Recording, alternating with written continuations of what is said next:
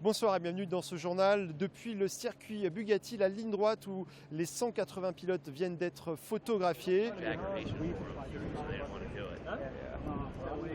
So I guess he's doing all right, but he.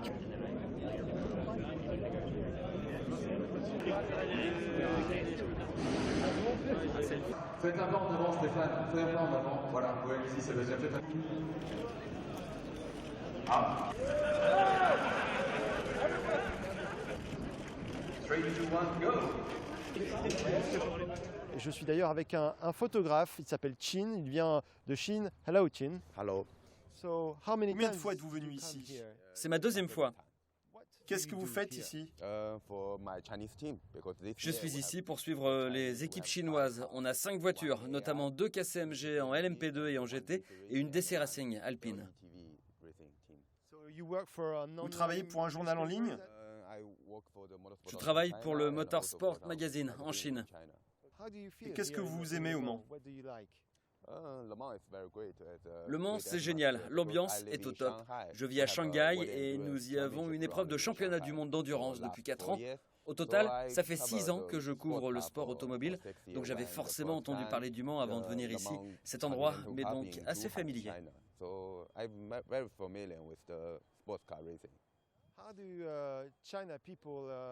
Est-ce que les Chinois aiment le Mans? Est-ce qu'ils regardent la course à la télé?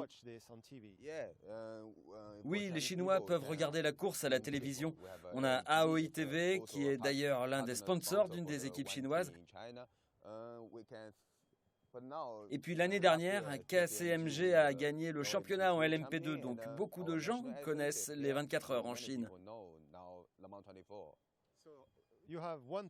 Il y a donc un endroit en France qui est bien connu des Chinois, c'est le Mans. Oui, Le Mans est vraiment très connu pour ses fous de voitures et ses courses de voitures. Quels sont vos hobbies en dehors du circuit? Vous faites d'autres choses?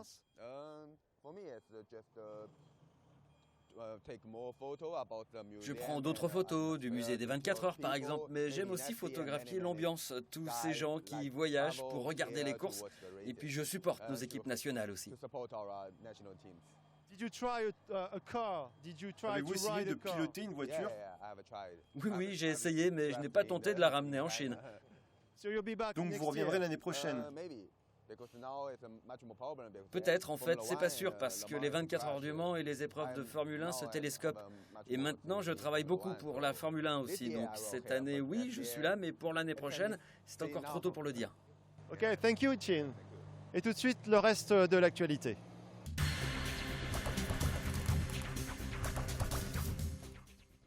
Deux militaires du 2e RIMA de Champagné étaient jugés ce lundi par le tribunal correctionnel de Chambéry pour avoir menacé, munis de fusils d'assaut, plusieurs personnes dans le centre-ville. Les faits se sont produits dans la nuit du 30 avril au 1er mai, sur fond d'alcool et de bagarres. Les militaires étaient en poste en Savoie dans le cadre de l'opération Sentinelle. Ils rentraient tous deux d'une mission de 4 mois et demi au Mali. Paul Hainaut, 21 ans, a été condamné à 6 mois de prison ferme, 30 mois avec sursis, mise à l'épreuve de 2 ans et obligation de suivi psychologique. Le sergent Fiteli Pagatele, 29 ans, a lui été condamné à 1 an de prison avec sursis et 5 ans de mise à l'épreuve.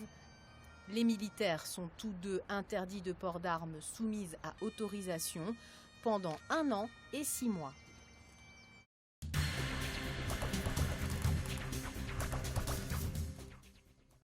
Dany Le Prince a finalement renoncé à faire appel. Il restera donc 6 mois en prison pour non-respect de son assignation à résidence.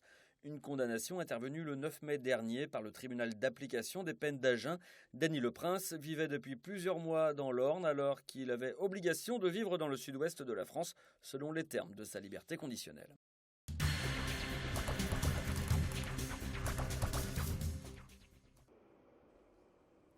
Ce lundi, 12 centres d'examen privés du Code de la route ouvrent leurs portes pour la première fois en France.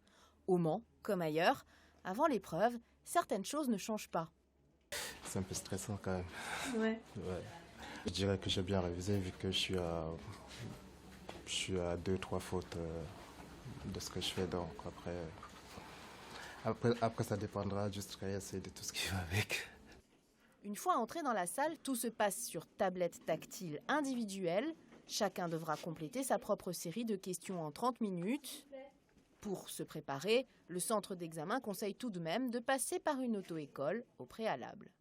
Pour justement mieux préparer les candidats à ce nouvel examen qui est aussi constitué de nouvelles questions, de nouvelles thématiques qui n'étaient pas abordées avant, des thématiques en matière d'environnement, des thématiques en matière de sécurité routière qui étaient moins développées dans les précédents examens. Autre nouveauté, la possibilité de prendre rendez-vous directement via un site internet qui géolocalise le centre d'examen le plus proche. Grâce à ce système, les opérateurs privés comme celui-ci peuvent rapidement atteindre l'objectif fixé par l'État dans cette réforme du permis de conduire, à savoir réduire le délai d'examen de 96 à 45 jours en moyenne. C'est une nouvelle manière pour passer l'examen qui va justement faciliter, comme on dit, la vie des auto-écoles et la vie aussi des candidats. C'est-à-dire que là, on ne dépendra plus du tout de l'administration. On aura les places comme on voudra, au moment où on voudra. Coût de l'examen, 30 € qui viendront s'ajouter aux frais d'auto-école.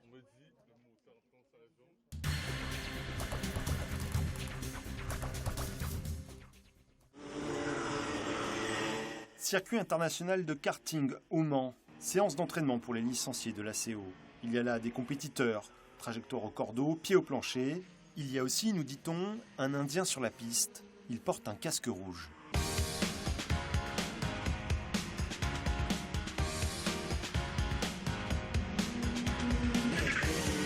Là aussi, trajectoire au cordeau, pied au plancher et volonté dure comme l'asphalte. Je vais te suivre pour vérifier. L'Indien sur la piste s'appelle Sidan Panda, 25 ans. Son rêve, devenir pilote de rallye. En termes de pilotage, c'est peut-être pas identique à rallye, mais tu dois être vraiment actif en karting. Et surtout, un parti de rallye, c'est terre, mais un autre parti, c'est sur l'asphalte. Sur le circuit aujourd'hui, Sidan dispense un cours. Depuis son arrivée en Sarthe, le jeune Indien n'a pas perdu de temps. Il a passé 2 diplômes de moniteur. C'est le boulot que je fais. J'aime bien rester au milieu de sport automobile, donc c'est le métier que j'ai choisi, d'être instructeur, pour pouvoir aider les autres, et ça me permet de gagner ma vie aussi. En 2013, avec seulement le bac en poche, le jeune pilote quitte sa famille contre son avis et débarque au Mans. En Inde, pilote n'est pas un métier, surtout quand on fait partie de la plus haute caste du pays. Mais Sidan est sûr d'y parvenir. Rapidement après son arrivée en France, sa route le mène chez Gérard Pichon et Sylvie Aguillet, un couple de Sartois installés à Ruaudin. C'est elle qui l'a repéré. En 2013, Sidan et son casque rouge participent au championnat de France de Formule 4. Pour ça, il s'entraîne à l'Autosport Academy, l'école de pilotage du Mans. Sylvie Aguillet y est salariée. Elle se prend de sympathie pour lui. Par rapport à tous les autres pilotes, j'ai toujours trouvé qu'il était différent des autres, plus attachant que les autres. Et puis, je sais pas, peut-être aussi le fait qu'il vienne de l'Inde, il est complètement différent, avec une culture différente. Donc c'était drôle aussi, quoi. Le couple décide finalement d'héberger Sidan chez eux, avec leurs 2 filles. Gérard, qui tient un garage à Écomois, est ravi. Moi, dans moi-même, je pensais que ça pouvait se faire comme ça aussi, donc voilà, il n'y a pas eu de difficulté. Hein. C'était naturel hein. Ah oui, complètement, parce que j'y pensais moi-même sans qu'on se soit concerté. Donc au moment où on en a parlé, j'ai dit pas de souci, moi. C'est ce que je souhaitais aussi. Voilà, j'étais super content, j'ai accepté. Il n'y a pas eu de problème avec ça. La nourriture française? Oh ça j'aime bien, j'adore. Tiens, regarde, j'ai apporté tous tes souvenirs quand t'es arrivé. Depuis, Gérard et Sylvie s'impliquent sans compter dans les projets de Sidan. Même quand celui-ci a abandonné la Formule 4, beaucoup trop cher pour lui. Mais pour que cette entente fonctionne, il y a un préalable. Sidan doit être parfaitement autonome et intégré aux yeux de la société. On a créé une petite entreprise, une BNC, comme ça il a ses cotisations pour sa sécurité sociale, le RSI, sa retraite et les choses comme ça. Donc c'est pas une charge pour la société, même si après financièrement on se débrouille entre nous, mais Sidan n'est pas une charge pour la société. Dès novembre, Sidan veut disputer le rallye du Mont-Blanc. Pour foncer vers son rêve, le jeune pilote ne manque pas d'idées. Ce mercredi, vous découvrirez son projet fou qui doit lui permettre de financer sa saison. Un projet dont ses parents, en Inde, sont particulièrement fiers, vous le verrez.